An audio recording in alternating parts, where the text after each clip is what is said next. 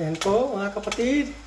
Ito po yung nasa shorts video ko. Yung una kong shorts video, yung pag-gisa ko ng kamatis, bawang, sibuyas, kamatis.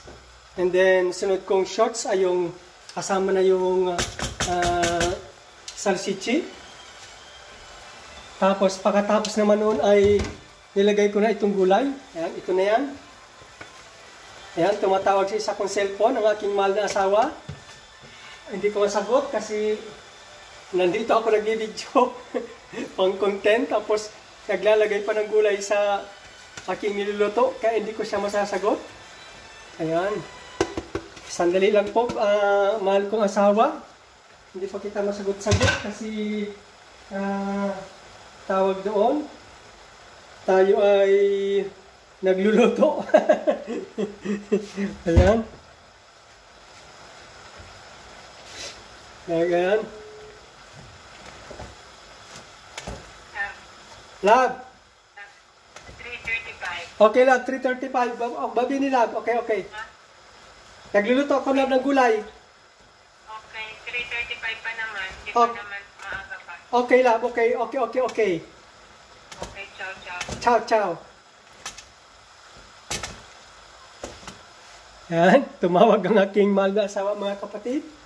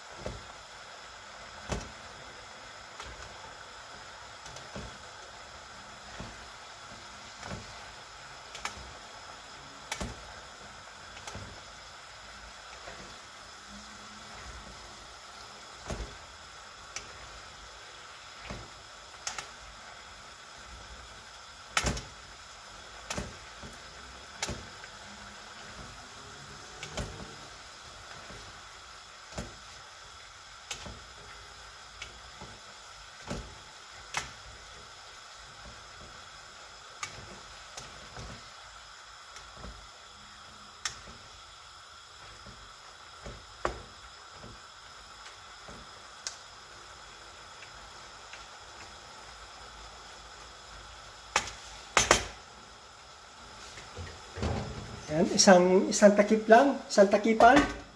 Isang takipan lang ng kaunti, panandalian lang na takip.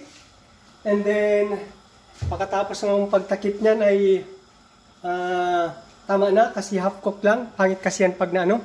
Actually, papatayin ko na yan. Papatayin ko na actually. Papatayin ko na siya. Kasi di ba may apoy pa oh. Papatayin ko na. Ayan. Wala na siyang apoy. Pinatay ko na kasi dapat half cook lang. Kasi ito pa namang takip na ito. Ang init nito kasi itong takip na ito, ang tawag dito sa takip na ito ay magic cooker. Tinatawag pong magic cooker kasi yung sobrang mainit siya. Kasi yung init ay bumabalik pa siya doon. Pati yung ano nito, pati yung mga, yung vapor ba, yung vapor. Water vapor ay bumabalik pa siya dyan sa loob. Kaya actually masarap yun iluto ng pasta. Pag kung magluluto ng pasta, gagamitin nyo na magic cooker na yun. Magic cooker na ito ay masarap kasi yung saporin niya hindi nag-evaporate, nagbabalik lang doon sa loob. Paikot-ikot lang doon sa loob. Yung water vapor, imbis na pataas at lalabas, ay ikot pa siya yun. Kaya yung laman, yung sarap nung niluluto ay papunta pa rin siya doon sa loob. Kaya actually mas masarap pag ginagamit lang na sa pasta. Masarap. Tapos ang ang pagkakadesign nga nitong magic cooker na ito ay tawag doon ay tinawag siyang magic cooker kasi napapabilis yung pagluto. Kasi yung init niya ay babalik pa siya doon sa loob ng niluluto. Ayan. Halimbawa, ilalagay mo ang sabay-sabay na, maglalagay ka dyan ng pasta, maglalagay ka ng frozen na sahog, seafoods o kaya kung ano man. In 11 minutes, luto na yun. And 8 to 11 minutes, luto na yun. Pag ito ang ginamit na takip na ito, kaya tinawag siyang magic cooker. Anyway, maraming salamat po mga kapatid ulit sa inyong panunood sa aking video na ito. Ayan, maraming salamat po sa inyong lahat.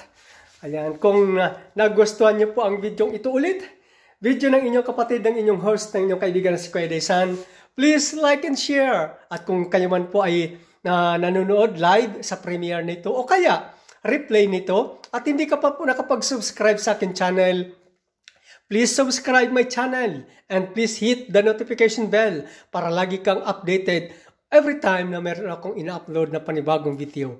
At mga kapatid, pasulat naman po kung anong inyong masasabi tungkol sa video kung ito, tungkol sa aking niluluto na ito. Maraming salamat po. Ito ang Chinese pechay. Ayan po mga kapatid. Ayan. Sige, anong ka na panandalian? Yan. Actually, nakatakip pa po yan. Tinatakpan ko pa kasi yung takip niya, yun pa rin. Actually, kahit hindi ko natanggalin ko na lang takip. Kasi baka masyadong malapsak.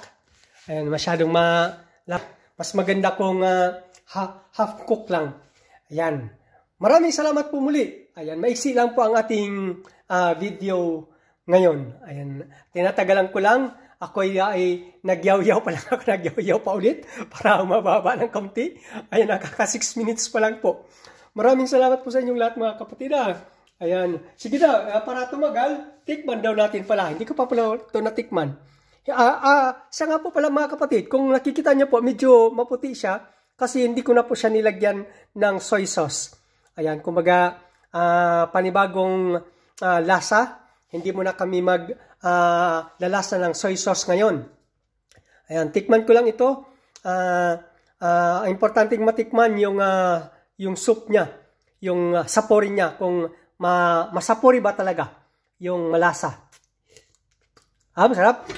Ayos. Sarap. Sarap. Salamat ng marami po sa inyo lahat mga kapatid ulit. Salamat ulit. Ayan. Bye-bye. And God bless po. Sa inyo lahat. Magkita po tayo muli sa susunod kong upload na video. Salamat po sa inyo lahat. Siya nga po pala mga kapatid. Kung gusto niyo pong magpa-shoutout, idagdag, pakatapos niyo pong mag-comment, ay idagdag niyo lang po sa hulihan na pa-shoutout sa next video para ma-shoutout ko po kayo. Salamat po sa inyong lahat. If ever na gusto niyo pong i-shoutout. Bye-bye and God bless po ulit.